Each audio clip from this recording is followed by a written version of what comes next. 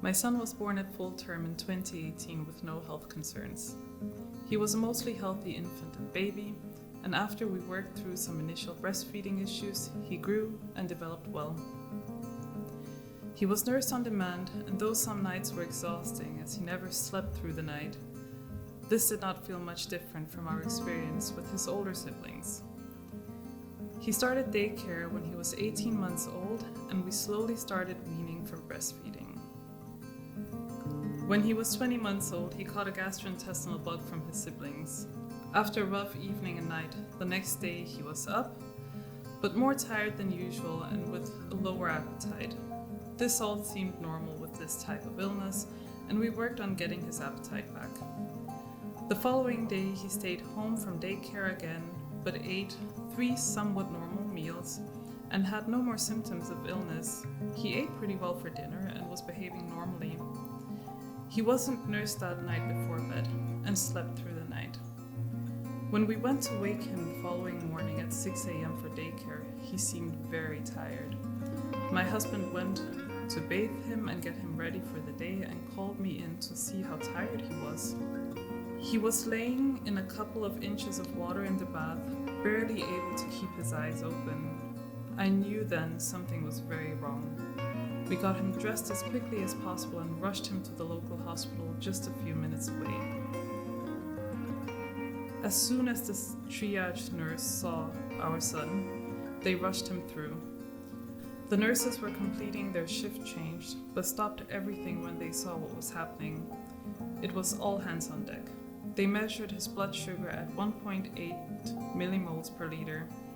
The injection they gave him to raise his blood sugar did not seem to work, and they worked on trying to get an IV in. When this was unsuccessful, they set up an intraosseous, where they drilled into the bone of his leg to provide him with the necessary fluids and dextrose. It took a couple of weeks for him to regain the ability to walk normally after this. Once he was stabilized and on a regular IV, they called the local children's hospital to consult, and they knew something was going on here and a transfer was arranged. When we arrived at the children's hospital, his blood sugar had dropped again to 1.7 despite being on an IV drip. They were able to collect some critical samples and confirmed that he had a high level of ketones. We were then admitted for a week while they slowly stabilized and weaned him off fluids and checked his blood sugar frequently while running some other tests. Metabolic testing did not show anything obvious, and we were later discharged under an endocrinologist with a diagnosis of ketotic hypoglycemia during illness. We had contact numbers provided, follow-up appointments scheduled, a prescription for a blood ketone meter, were given and trained on how to use a blood sugar meter, and were provided a detailed home care plan to follow during times of illness, which included use of cornstarch during these times to maintain blood sugars. Our heads were spinning, but we were prepared to move on with life and routines, knowing we were backed by an excellent care team, though with a fear in the back of our minds of what would happen with subsequent illness. In early 2020, as we were celebrating his 2nd birthday, only a few months after this ordeal, the world was shutting down because of COVID. We made the decision to protect our family and our son from the unknown and pulled the kids from daycare. We were very wary, but felt safe staying out of any major public contact. A couple of months into the lockdowns, and more than 5 months after his initial diagnosis, we woke him in the morning after a 45-minute longer than normal sleep to find him pale, lethargic, and out of sorts with a blood sugar of 2.2 millimole per liter and ketones of 5.2. We gave him juice and whatever he could eat, and he slowly began to look like himself again, and then ate a full breakfast. Worried about what had happened, since he had no symptoms of illness and had eaten well the day before, we called his endocrinologist, who called us back immediately.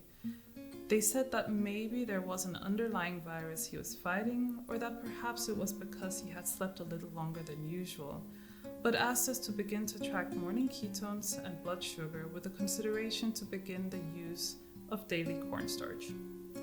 Only 2 weeks later, we found him in the morning again, unable to get up, extremely pale and lethargic. I knew this time was worse, as he wasn't able to sit up without support. His blood sugar was measured at 1.5 millimole per liter, and ketones were 5.2. I did not truly understand the significance of these values at the time, but he was able to drink some juice and he began to slowly be able to hold himself up and eat.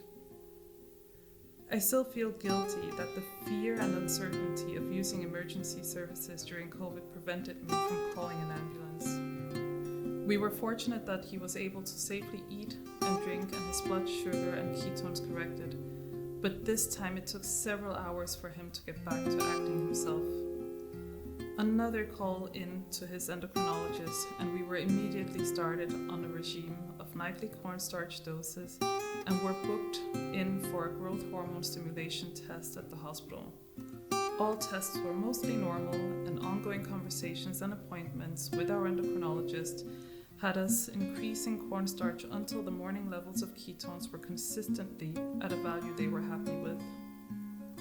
We carried on the next couple of years managing through COVID lockdowns, then beginning to resume some normal activities. We had a couple more severe hypo events when out of our normal routine. He did not get his cornstarch doses before bed and woke up with blood sugars under 3, confirming to us that cornstarch doses were not to be missed. During another admission for a GI bug, when he had dropped to a blood sugar of 2.2 and needed some IV help getting back to balance, we were visited by a resident physician that remembered our son from his first admission. They indicated that we should never hesitate to come in for help if we are unsure or worried. We had been trying so hard to manage at home that time, since we had managed in the past, that bringing him back into hospital felt like a defeat, but this was exactly what we needed to hear at the time. A couple of genetic panels and some additional testing have not yet shed any light on the reasons for his KH and slow growth. Some more recent monitoring have shown us that his blood sugar drops during the day as well, and days with less intake or more activities result in him reaching ketosis levels only hours after eating. Another week-long admission for adenovirus also showed us how different viruses can affect him so differently, reinforcing the need for continued home monitoring. We discovered Ketotic Hypoglycemia International in 2021, and it has been a great support since then. Before this time, we knew that this was a rare condition, and we began to feel like we had to navigate this without ever finding anyone with a similar experience or condition. We are so thankful for the amazing doctors that care for our son and continue to work with us on management. We are also incredibly appreciative of the KHI family community, shared experiences, and the research the organization continues to do alongside the Scientific Advisory Board. Understanding the experiences of others has also opened our eyes even more on the value and importance of the organization in sharing knowledge, information, and providing support for everyone navigating the world of idiopathic ketotic hypoglycemia, as we have seen that some do not have the level of care we have been fortunate to receive. We hope that with ongoing efforts there will continue to be more information on diagnosis, home care and monitoring, as well as testing and determining the underlying reason for this condition. Our son is now 5.5 years old and is our happy, vehicle-loving, and incredibly brave little man. Although we continue to navigate the unknown, we are hopeful for the future.